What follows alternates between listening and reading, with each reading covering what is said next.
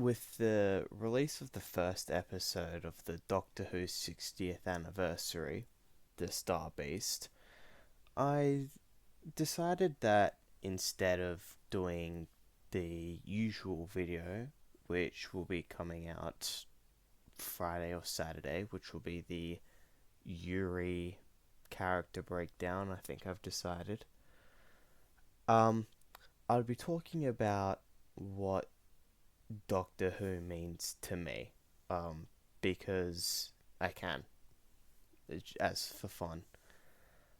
I grew up on Doctor Who, both old and new, so when the 60th anniversary came out, I was excited. I dropped Doctor Who about halfway through Jodie Whittaker's run. Not her fault, but the writing for the story was so bad.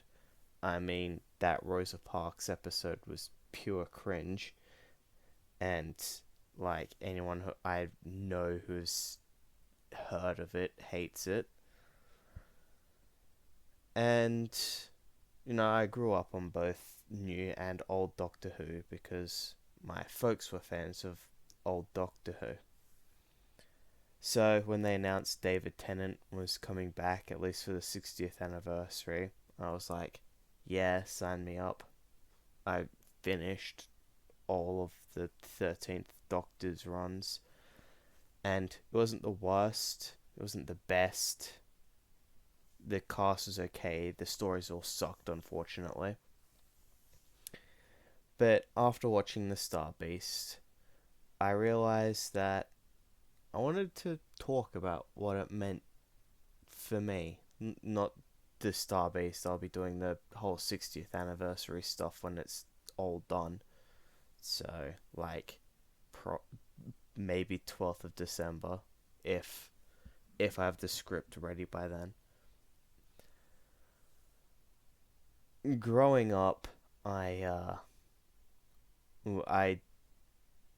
didn't really. You then? Who's that lot down there?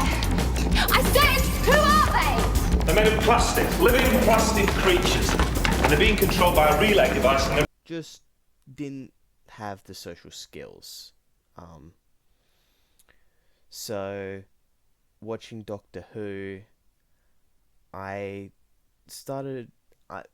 Doctor Who became more of like a way for me to change my thought process, because obviously one mindset which is more restrictive and hostile isn't very helpful. Doctor Who helped me open my mind and allowed me to look at things from a different angle.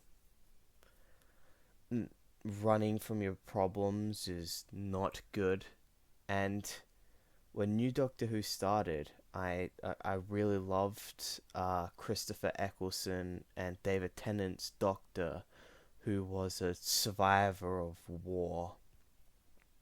Someone who went around others, put on a facade, someone who almost seemed like hope incarnate, but when on his own was much more like a monster. Part of me kind of related to that, like, I'd have to pretend to be someone I'm not around others.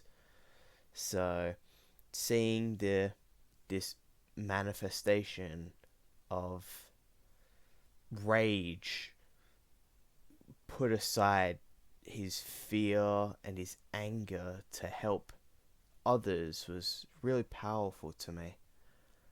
I've always, like, I know people who hate Rose because, for whatever reason, the Doctor being romantically interested in a person is kind of cringe and has happened multiple times, but that's normal.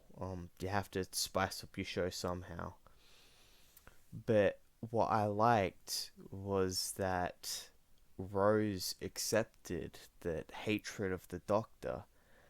Not many people, like, when I talk to people who I've known for a long time who are fans, I I say, well, like, I get that you don't like Rose and you don't like the romance subplot, but Rose was really important for the Doctor because when he was his angriest, because the Ninth Doctor takes Rose from her home to literally the end of Earth, watching everything she cares about be destroyed, even though it's in the future, and that's not quite like, you can interpret it different ways, but that's how I interpret it.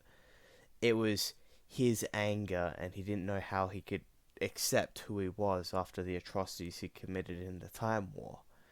And Rose still was willing to accept those problems and be a part of him. We got so many like cool episodes from that time, and Christopher Eccleston was an amazing Doctor. If he'd done one or two more seasons, he might have ended up my favorite Doctor. I know that there were problems with the BBC, which is why he didn't.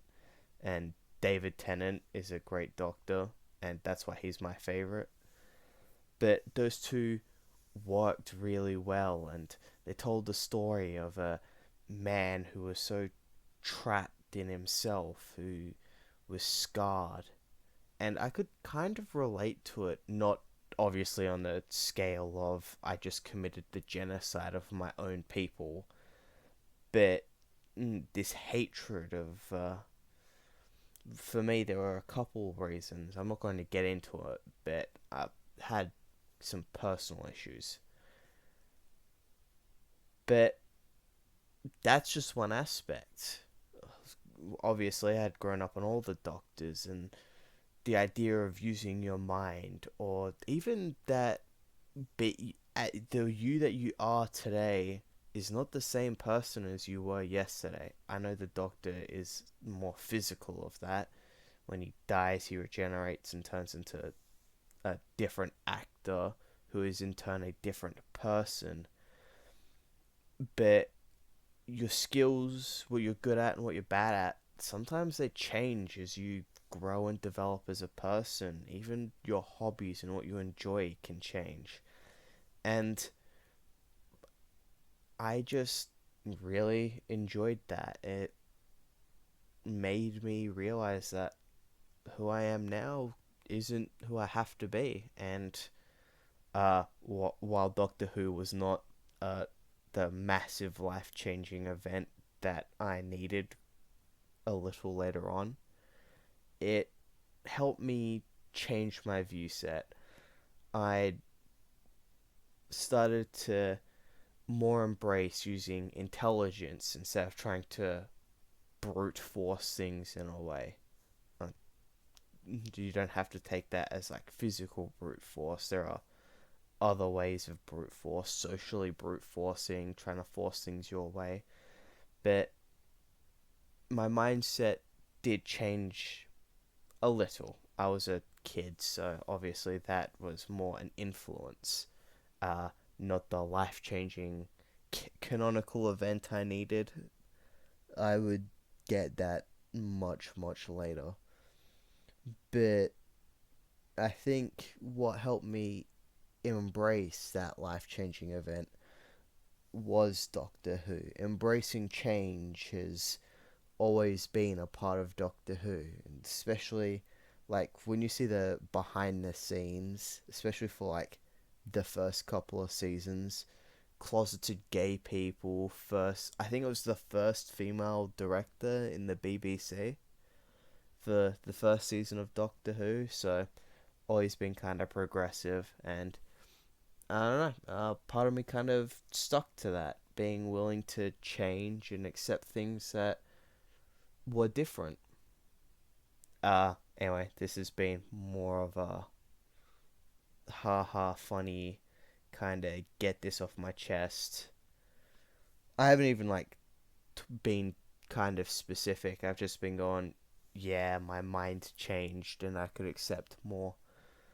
But honestly, I don't think you have to, like, when something affects you mentally. It doesn't have to be this big revelation in your mind. Sometimes it's small, and when you think about it, you can realize it wasn't as big as I thought it was, but it's still important. It still holds a place in my heart.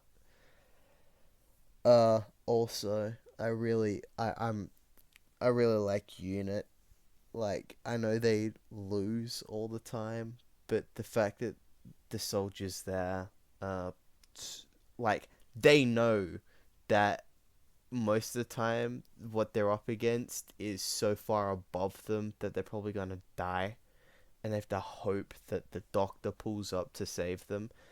But despite everything, they are still, like, competent enough to not just straight give up. They'll still fight to the very end. So a part of that has always stuck with me. I love the new unit uniforms from the 60th anniversary. I may not agree. I may not like be the biggest fan of Disney all the time. I have occasional problems with what they do. But honestly, having Doctor Who have a bigger budget is kind of cool. So, yeah. Think I think that's me for today. My short, kind of more less thinky, more embrace myself aspect. Next week, hopefully, will be 2 proper videos. Um,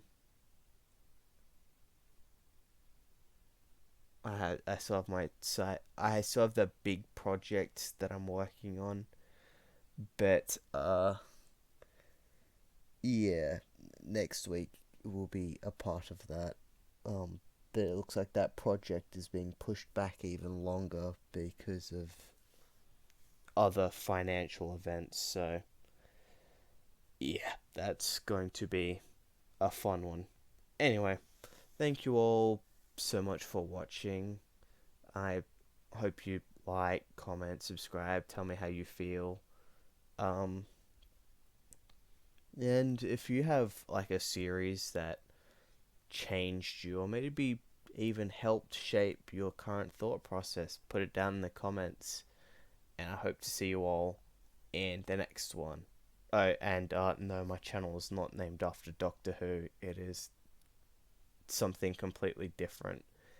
But I'll get into that another time if people really care. Thanks again. Goodbye.